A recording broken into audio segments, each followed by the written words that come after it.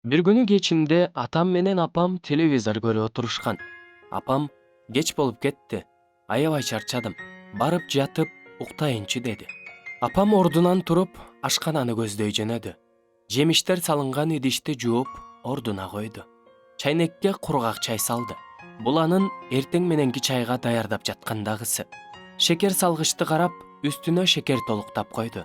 Муздаткычтан эртең мененки чайга нан алып чыгып койду. Кечки тамакка муздаткычтын тоңдургуч бөлүгүнөн эт алып чыгып, муздаткычка салды. Эртең мененки чайга үстөлдү даярдоо үчүн алгач үстөлдүн үстүн иреттеши керек эле.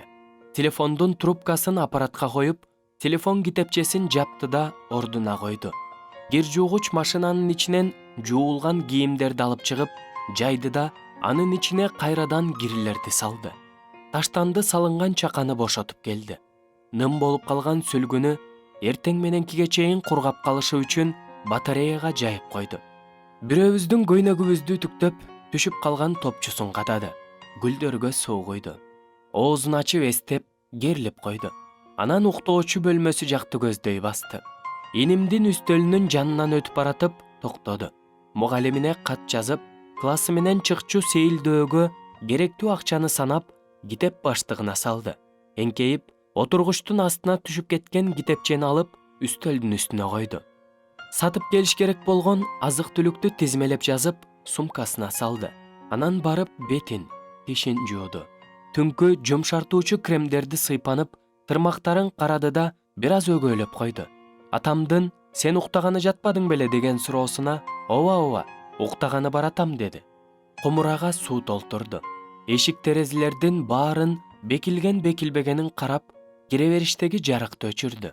Эбак уктап калган инимдин бөлмөсүнө кирип, компьютерин өчүрүп, көйнөгүн илип, кир байпактарын кир салган себеткер кытып, бөлмөдөгү жарыкты өчүрдү. Анан менин жаныма келип, "Бар укта, эртең деле иштейсиң" деп койду. Анан бөлмөсүнө барып, саатты таңкы 6-га коюп, эртең кийилчү кийимдерди даярдады. Шашылыш кылынышы керек болгон иштерди дагы тизмелеп жазды. "Кой эми, жакшы уктайын" деп, өзүнө бейпил түн каалап, көздөрүн жумду да, кыялдарынын ишке ашышын элестете баштады. Дал ушул учурда атам дивандан туруп, телевизорду өчүрдү. "Кой, барып жатайын" деп, өзүнчө сүйлөнүп койду да, барып жатып алды.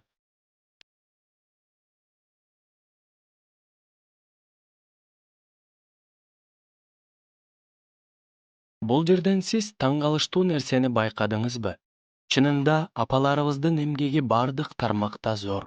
Ар бирибиздин жашообуздагы энебиздин ролун оңой менен бирөө толтура албаса керек. Билинер билинбес сезилген үй жумуштары деле аз эмес күчтү талап кылат. Ошонун баарына жетишкен жалгыз гана эне. Бул окуя энелерибизге рахмат айтууга дагы бир себеп болсун.